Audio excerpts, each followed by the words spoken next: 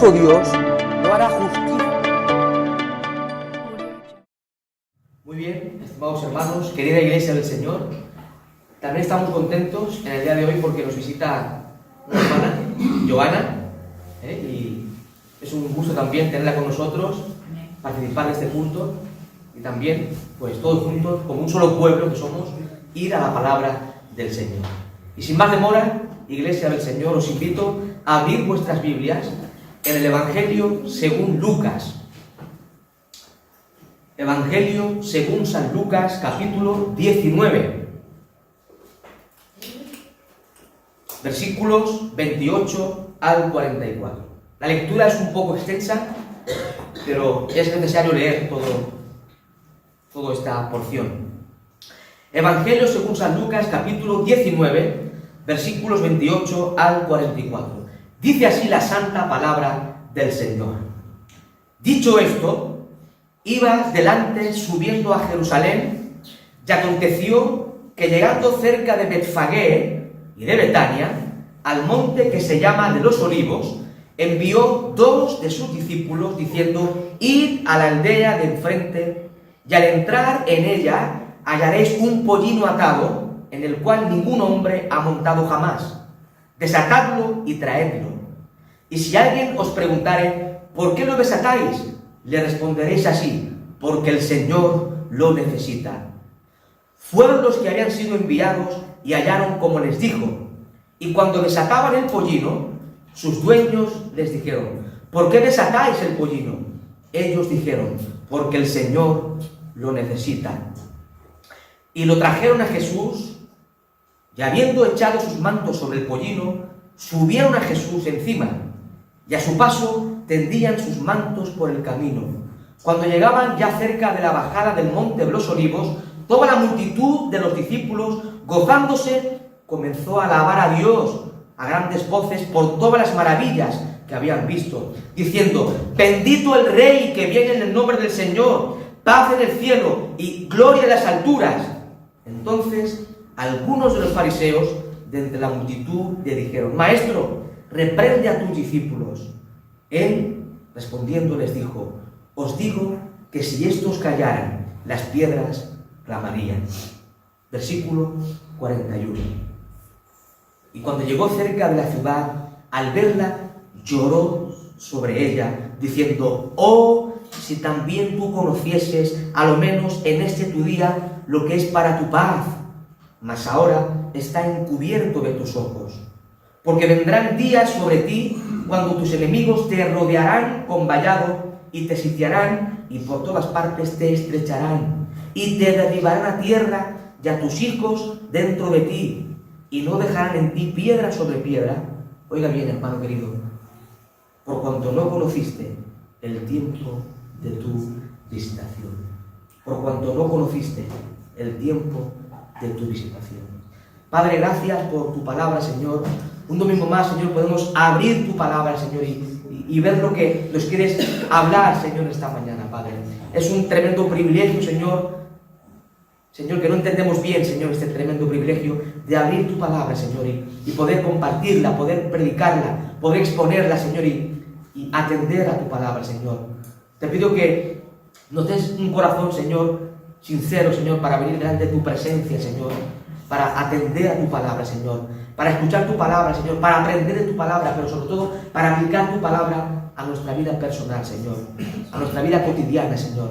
Te pido, Señor, que sea un tiempo de bendición, Señor, donde tu pueblo sea bendecido, edificado, enseñado, instruido, Señor, alentado, confortado, pero que tú seas glorificado en medio de tu pueblo, Señor.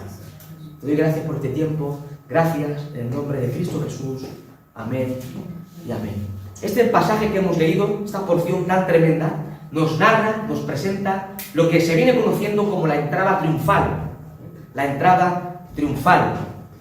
Ahora, cuando nos situamos en el contexto de esta porción que hemos leído, vemos de que, siguiendo la cronología, el contexto en el cual nos encontramos, es 9 de Nisan.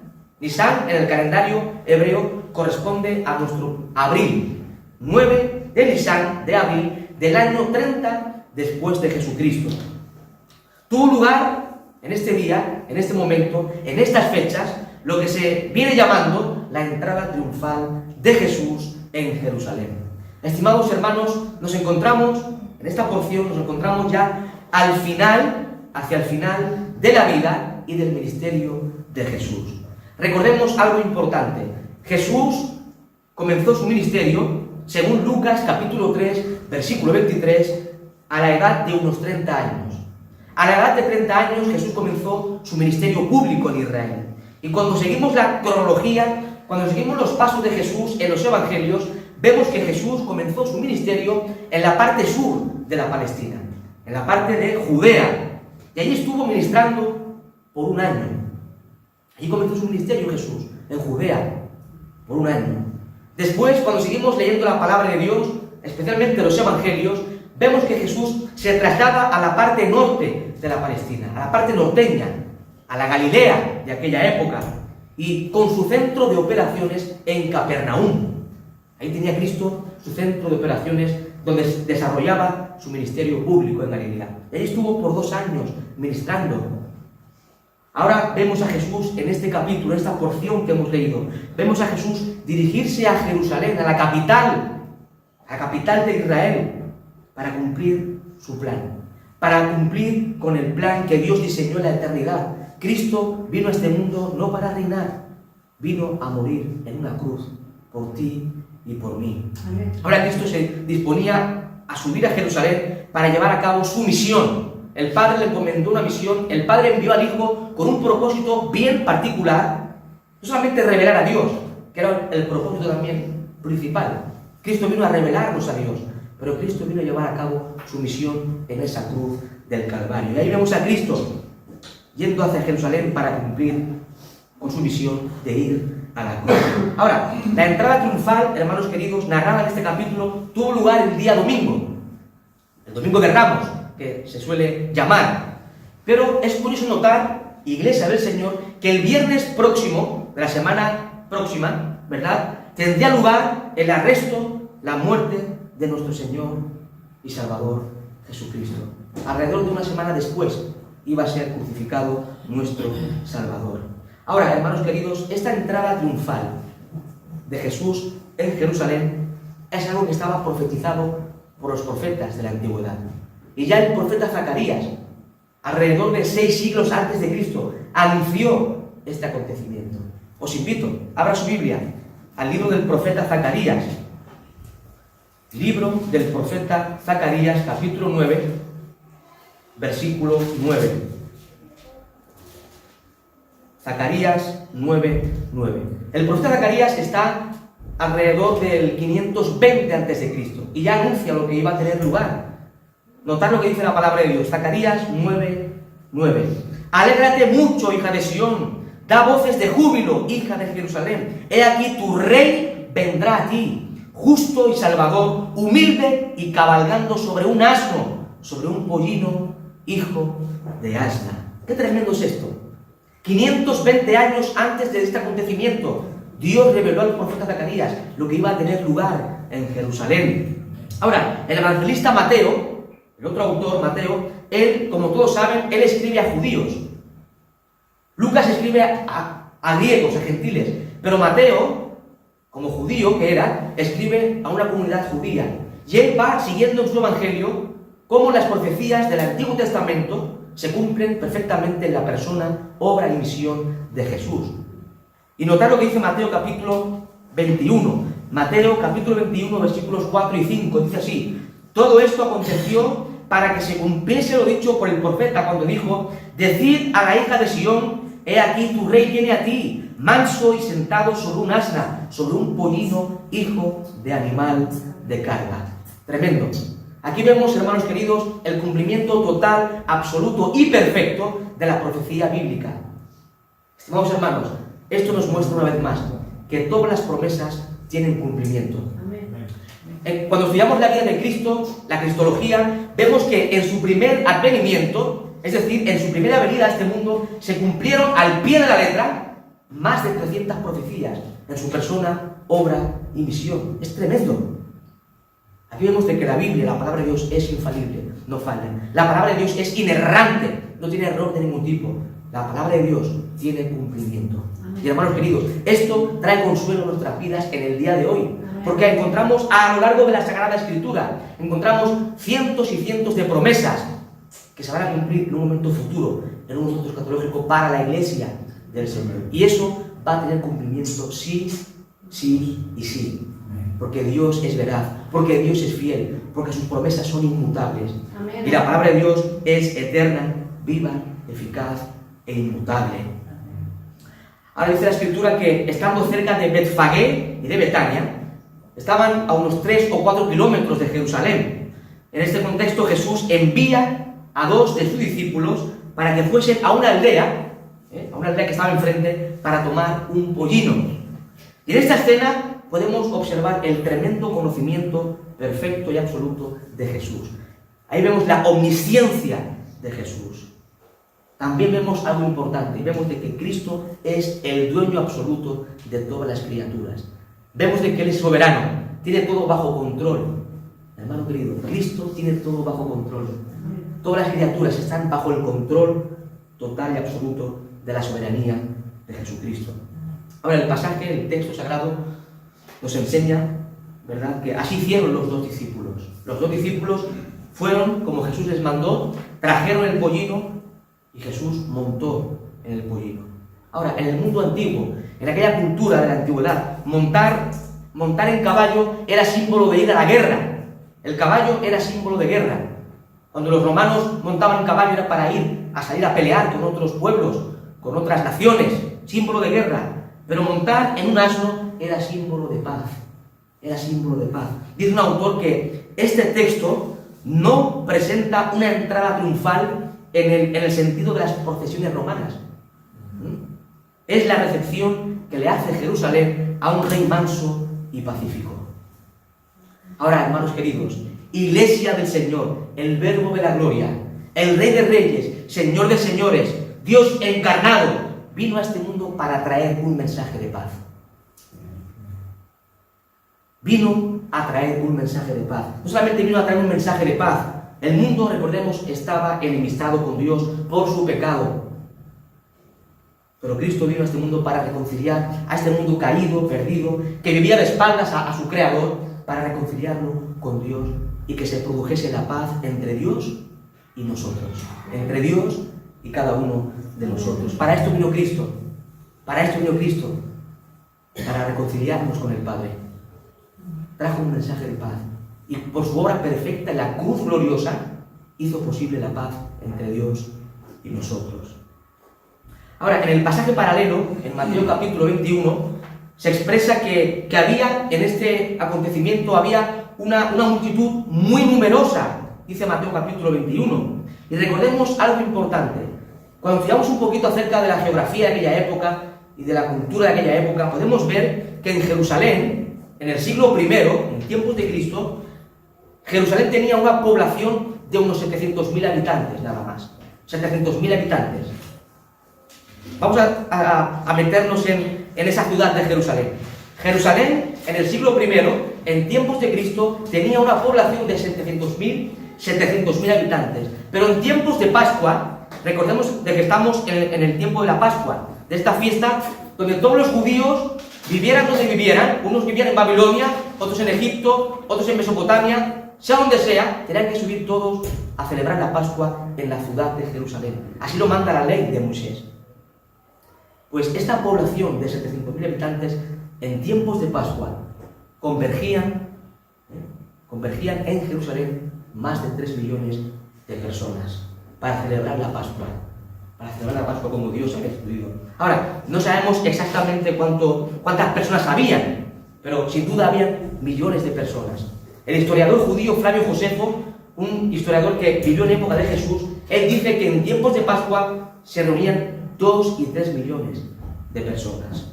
En Mateo capítulo 21, versículo 8, nos dice la palabra que la multitud tendía sus mantos en el camino. Tendía sus mantos en el camino y otros cortaban ramas de árboles y la tiraban ante el paso de Jesús. Dice así, Mateo 21, 8 dice, y la multitud, que era muy numerosa, tendía sus mantos en el camino, y otros cortaban ramas de los árboles y las tendían en el camino. Y la gente que iba delante y la que iba detrás aclamaba, diciendo: Hosana al Hijo de David, bendito el que viene en el nombre del Señor, Hosana en las alturas. Cuando entró él en Jerusalén, toda la ciudad se conmovió diciendo: ¿quién es este? Y la gente decía: este es Jesús, el profeta de Nazaret de Galilea. Vemos que tendían sus mantos, las multitudes hebreas tendían sus mantos, otros cortaban ramas de árboles ante el paso de Jesús. Y esto era costumbre en el mundo antiguo. Tirar los mantos, las ramas, era costumbre en homenaje a los reyes, a los grandes reyes de la antigüedad. Ahora, vemos que la multitud clamaba, gritaba: Hosana, Hosana. Es un vocablo hebreo que significa sálvanos ahora. Esta multitud numerosa de judíos estaba diciendo a Jesús: sálvanos ahora. Estaba gritando: sálvanos ahora. También le llamaban Hijo de David, reconociendo que era el Mesías prometido. Ahora, hermanos queridos, esto nos indica que de alguna forma, aunque con una mala interpretación, los judíos estaban reconociendo a Jesús como el Mesías. Ya sabemos bien todos el concepto, la idea que tenían del Mesías en el antiguo Israel. Otros lo veían como el profeta, Mateo 21:11. En Deuteronomio capítulo 18, Moisés anuncia que Dios levantaría un profeta en medio de Israel. Y ese profeta no es nada más y nada menos que Cristo. Cristo es el profeta por excelencia. No es un profeta más, es el profeta por excelencia. Es el que comunicó el último mensaje del Padre a este mundo caído. Pero Cristo no solamente es el gran profeta, es el Mesías prometido por las Santas Escrituras del Antiguo Testamento. Ahora, esta multitud, hermanos queridos, gritaba con todas sus fuerzas: ¡Hosana! Pero una semana después gritaría: crucificarle. Crucificarle. Esta multitud estaba viendo a Jesús, o estaba viendo en Jesús, una clase de Mesías que no se correspondía con la verdad de la palabra de Dios. Ellos gritaban: Hosana, pero ellos esperaban, no solamente, mejor dicho, no esperaban ser salvos del pecado, de la condenación y del infierno. Ellos esperaban ser liberados del yugo romano. Recordemos de que en aquella época el Imperio Romano tenía el control absoluto prácticamente de Palestina, de los judíos. Los judíos estaban bajo el yugo del Imperio Romano y ellos esperaban que el Mesías viniera a Jerusalén para que derrocara al gran Imperio Romano y los judíos fuesen salvos, vindicados y que reinasen gloriosamente en ese reino, gobierno mesiánico tan esperado por Israel. Este era el concepto, esta era la idea que tenían los judíos. Esperaban a un Mesías político, militar, monárquico que implantara su reino glorioso mesiánico en Israel y que todos los gentiles fuesen aniquilados. Solamente los judíos, salvos, justificados y engrandecidos. ¿Qué idea más errada tenían los judíos de aquella época con respecto al Mesías? Esta multitud se acercaba, hermanos queridos, con una motivación incorrecta, con una motivación egoísta, con una motivación incrédula ante Jesús. Ellos alababan a Jesús de alguna forma, pero con incredulidad, sin saber quién era Jesús realmente, sin conocer a Jesús. Esta multitud se acercaba, por tanto, con una motivación incorrecta, egoísta e incrédula. Esta multitud solamente pensaba en las cosas terrenales, pensaba en lo temporal, en las cosas materiales, cosas de este mundo. Esperaban un rey militar, político en Jerusalén, nada más. Pero no veían a Jesús como el Salvador del mundo. No veían a Cristo como aquel que iba a morir en la cruz del Calvario por los pecados de su pueblo. No veían a Jesús como un mediador entre Dios y los hombres, como el pan vivo que descendió del cielo para dar vida eterna y abundante a los hombres. Y por desgracia, hermanos queridos, Iglesia del Señor, esta motivación de Israel en aquella época es, por desgracia, la motivación de muchos en el día de hoy. Muchos en el día de hoy se comportan como estos judíos. Buscaban a Jesús con una motivación incorrecta. Incluso alababan a Jesús, pero con un corazón incrédulo, sin saber quién es Jesús.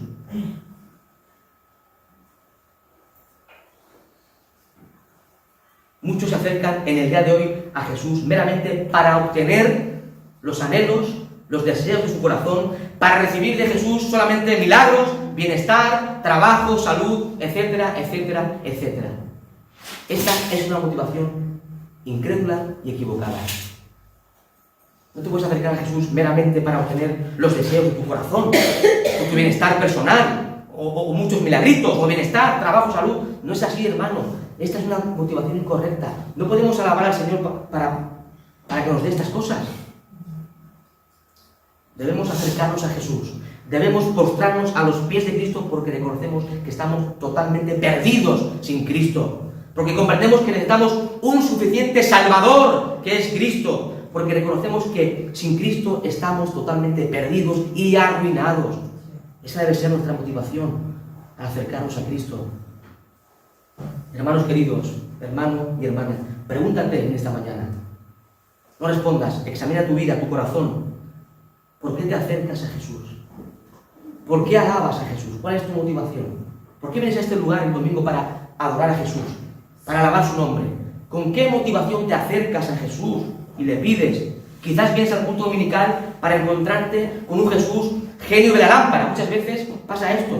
Venimos a encontrarnos con un Jesús que no es el Jesús bíblico. Es un Jesús que nos imaginamos nosotros como si fuese un genio de la lámpara que va a satisfacer todos nuestros deseos. Eso no es así. Eso es falso. Eso no tiene base bíblica por ningún sitio de la Escritura. A veces nos acercamos a Jesús para que solucione todos nuestros problemas económicos, matrimoniales, familiares, etcétera, etcétera. Para que nos des bienes materiales, para que nos haga sentir bien. Hermano y hermana, tú que estás sentado en este lugar, a vosotros me dirijo, ¿verdad? No estoy predicando a otro sitio, aquí, todos juntos. Tú que estás sentado en este lugar, estás escuchando esta palabra, ¿qué buscas de Jesús? ¿Por qué te acercas a Jesús? ¿Con qué motivación alabas el nombre de Jesús? Si no tienes a Cristo, si hay alguien aquí que no tiene a Cristo, debe acercarse con un corazón arrepentido, creyendo en Él como Señor y Salvador de su vida. Pero si tú tienes ya a Cristo, la mayoría creo que todos tenemos a Cristo en nuestro corazón, ¿verdad? Por gracia del Señor. ¿Qué tenemos que hacer? Venir a los pies de Jesús en esta mañana con un corazón humillado, sincero, de profunda devoción ante este Rey de Gloria. Hermanos, Cristo es el Rey de la Gloria. Es el único Señor, Rey de Reyes, Señor de Señores, Verbo glorioso. Tenemos que venir a este lugar para adorar, glorificar y ensalzar el nombre de Jesús. No solamente por lo que Él es, sino también por todo lo que ha hecho en nuestras vidas. Hermanos, recuerda todo el bien que Cristo ha hecho en tu vida. Recuérdalo. A veces somos muy olvidadizos. Recuerda de dónde te ha sacado Cristo. Estabas muerto en delitos y pecados, separados de la vida, camino al infierno eterno por toda la eternidad. Pero vino Cristo a tu vida. Vino Cristo a nuestras vidas. Recordemos que Él murió en la cruz del Calvario por tus pecados. El santo, el inocente Cristo, impecable Cristo, cargó tu pecado en esa cruz del Calvario. Ya que cuando hablamos de la cruz de Cristo pensamos en los demás. Cristo murió por el mundo, no. Cristo murió por ti. Cristo murió por ti en esa cruz. El justo, el inocente, el impecable Cristo, cargando tus miserias, tu pecado en esa cruz gloriosa. Él fue objeto de la ira del Padre en tu lugar, por amor a ti. ¿Necesitas más razones para alabar a Jesús? Un corazón sincero y humillado delante de su presencia. No solamente ha muerto por ti la cruz para redimirte de la esclavitud del pecado, te ha dado el regalo de la salvación y la vida eterna y algo que el mundo no tiene, por mucho que hable de eso, una esperanza gloriosa. Amén. Una esperanza de gloria. Dice el apóstol Pablo en Colosenses 1 que Cristo es en nosotros la esperanza de gloria. Amén. Gloria a Dios. Sin Cristo no hay esperanza. Solo en Cristo hay verdadera, genuina esperanza. Acerquémonos a Jesús, por tanto, hermanos, sabiendo de que en Él tu alma va a encontrar descanso. Tu alma angustiada por diferentes situaciones, motivos, va a encontrar en Cristo, solamente en Cristo, en nadie más, ni en psicólogos, ni en médicos, ni siquiera en tu esposo o en tu esposa. En Cristo. En Cristo, solamente en Cristo vas a hallar el descanso que tu alma angustiada necesita. Él va a guiar tu vida como buen pastor todo el tiempo.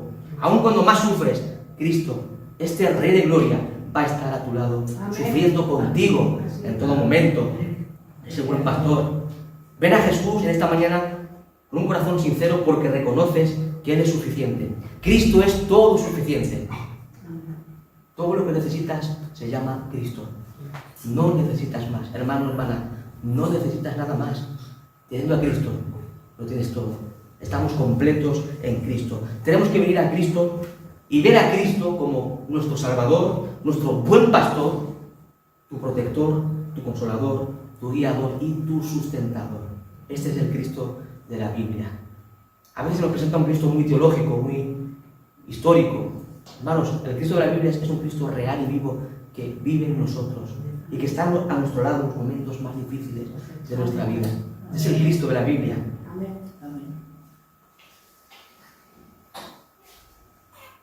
Versículo 41 al 44. Vamos a leer otra vez esta porción, porque es una porción, hermanos, que yo cuando la leo, sinceramente, me estremece el corazón. Notar Lucas 19, 41 al 44. Después de pasar y llegar a Jerusalén, dice así el texto sagrado. Y cuando llegó cerca de la ciudad, al verla, lloró sobre ella, diciendo: oh, si también tú conocieses a lo menos en este tu día lo que es para tu paz. Mas ahora está encubierto de tus ojos, porque vendrán días sobre ti, cuando tus enemigos te rodearán con vallado y te sitiarán y por todas partes te estrecharán y te derribarán a tierra y a tus hijos dentro de ti y no dejarán en ti piedra sobre piedra, por cuanto no conociste. Esta palabra me estremece el corazón, de verdad, hermanos, porque no conociste el tiempo de tu visitación. No conociste el tiempo de tu visitación. Aquí vemos que Jesús llora, se lamenta, llora sobre la ciudad de Jerusalén. Ahora, cuando leemos el Nuevo Testamento, vemos que Jesús lloró en varias ocasiones. Recordemos de que Jesús es verdadero Dios, pero también es verdadero hombre. Dios es hombre perfecto. Perdón, Cristo es hombre perfecto. Y cuando leemos los escritos del Nuevo Testamento, vemos que Jesús, al menos que esté registrado, lloró en 3 ocasiones. Lloró ante la tumba de su gran amigo Lázaro. Juan capítulo 11, versículo 35. Jesús lloró también en Getsemaní, según lo registra el autor de Hebreos, en el capítulo 5, versículo 7 de su epístola. Y lloró sobre Jerusalén, aquí en Lucas capítulo 19. Israel, la nación escogida por Dios. Recordemos que Dios escogió a Israel con un propósito, para ser luz a las demás naciones, para dar a conocer la verdad de Dios. Sin embargo, Israel no cumplió con su rol. Fue infiel a lo largo de toda su historia y no cumplió con el ministerio que Dios le encomendó. Esta nación incrédula no conoció, no discernió el tiempo de la llegada de su Mesías y Salvador. ¡Qué tremenda pena! Dice un comentarista que Jerusalén no ha aprovechado el día de su gran oportunidad. Jerusalén no aprovechó el gran día de su oportunidad. Ahora, dice la Escritura en Juan 1, 11: a lo suyo vino y los suyos no le recibieron. Qué tremendas palabras son estas. Dios mismo, hecho hombre, se despojó de su gloria, dejó a un lado su trono para venir a buscar a su pueblo, para salvar a su pueblo. Vino lo suyo y los suyos no le recibieron. Esta nación tan incrédula rechazó a su Salvador, dio la espalda a su Mesías y siguió revolcándose en su incredulidad y en su pecado. La nación de Israel rechazó al Salvador.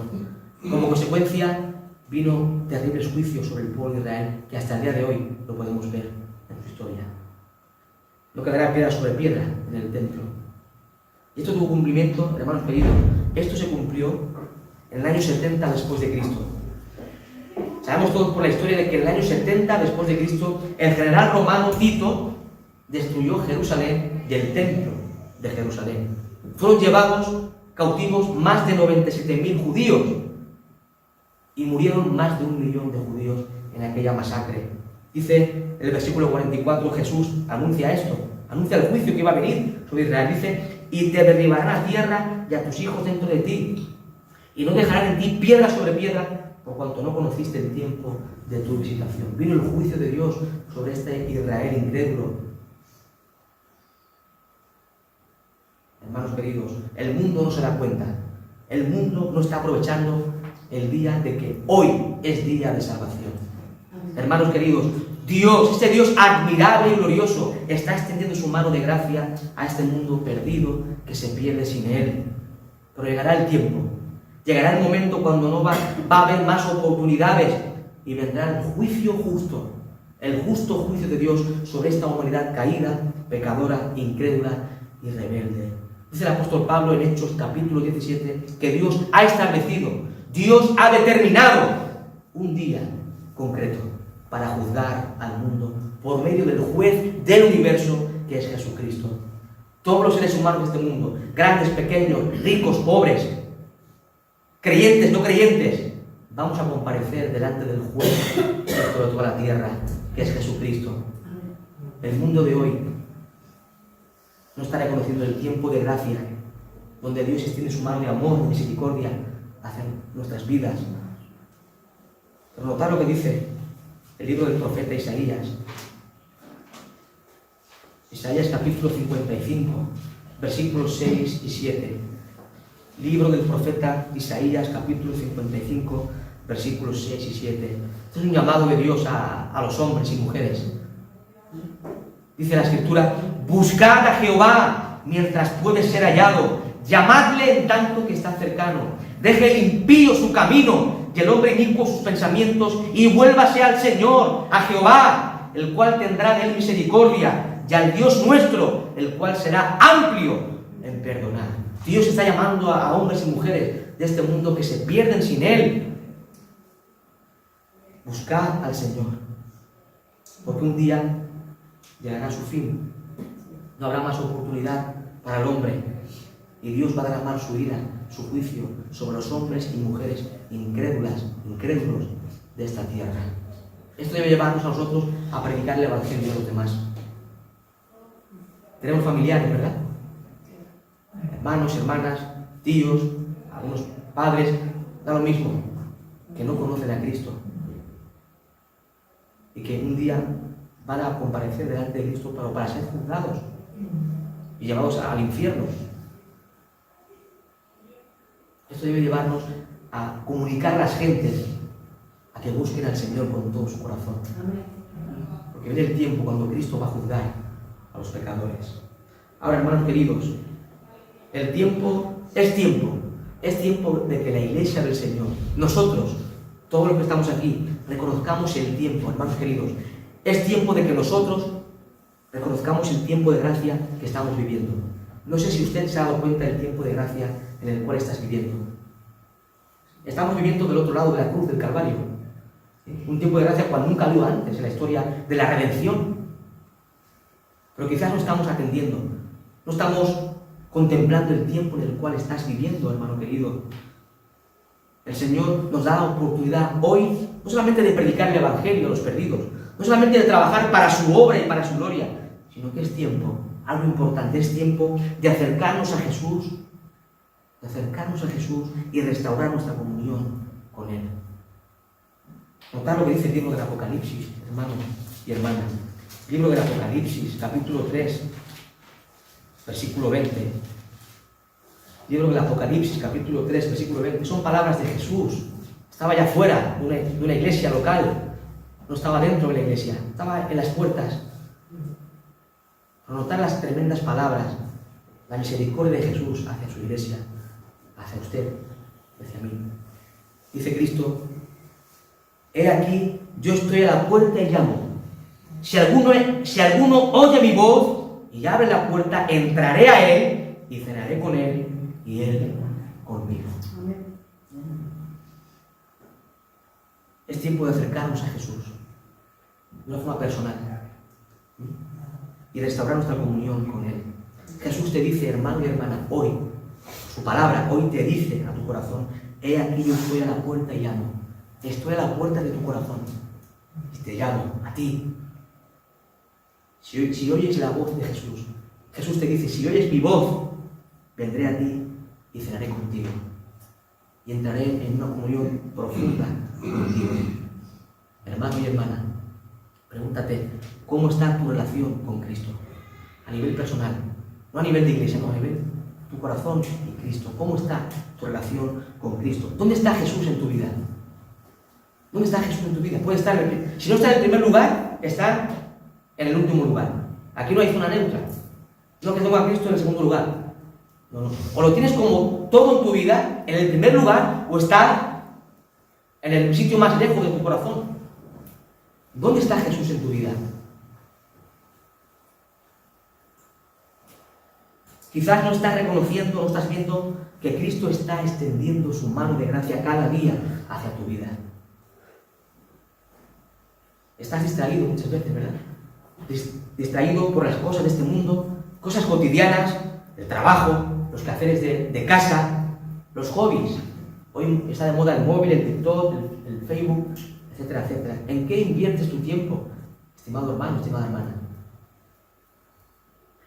No estás aprovechando. Seguramente no estamos aprovechando el tiempo que Dios nos ha regalado para acercarnos a Jesús y tener comunión personal con Él. Si estás vivo es por la gracia de Dios. Dios te ha regalado un día más de vida. Todos los que estamos aquí podamos estar muertos hoy. Pero Dios, en su gracia, en su bondad, te ha regalado un día más de vida. Pero no para que lo malgastes en tus cosas, sino en las cosas del Señor. Para su gloria, para tener un encuentro personal con Jesús. Este Jesús que te salvó y que vive en tu corazón. Hermanos, el Señor nos manda a cada uno de nosotros a acercarnos a Jesús y tener esa comunión que teníamos al principio. No sé si usted se acuerda cuando conoció al Señor, el tiempo que dedicaba a leer la palabra, a orar, a tener un tiempo de comunión, donde quizás no sabía hablar mucho, pero su corazón estaba estremecido por la presencia de Jesús en tu vida. Y cerrabas tu cuarto y orabas, hablabas con Jesús y estabas profundamente gozoso con ese primer amor que tenías hacia el Señor Jesucristo. Es tiempo de retomar eso, hermanos. ¿Dónde está Jesús en nuestra vida? Puede ser que estemos malgastando el tiempo que Dios nos ha regalado. Hermanos, Dios quiera que podamos discernir, todos los que estamos aquí, podamos discernir este tiempo de gracia para invertirlo para la gloria de Dios, para buscar a Dios con todo nuestro corazón, para buscarlo en su palabra, en la oración. Y algo importantísimo, dedicar un tiempo para cultivar una relación personal con Jesús cada día. No solamente el domingo, que está muy bien, cada día, cuando te levantes por la mañana, tener un tiempo devocional con Jesús, personal.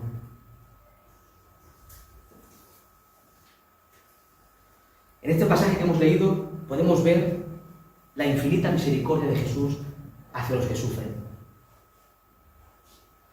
Jesús tenía misericordia, Jesús se compadeció de este pueblo incrédulo.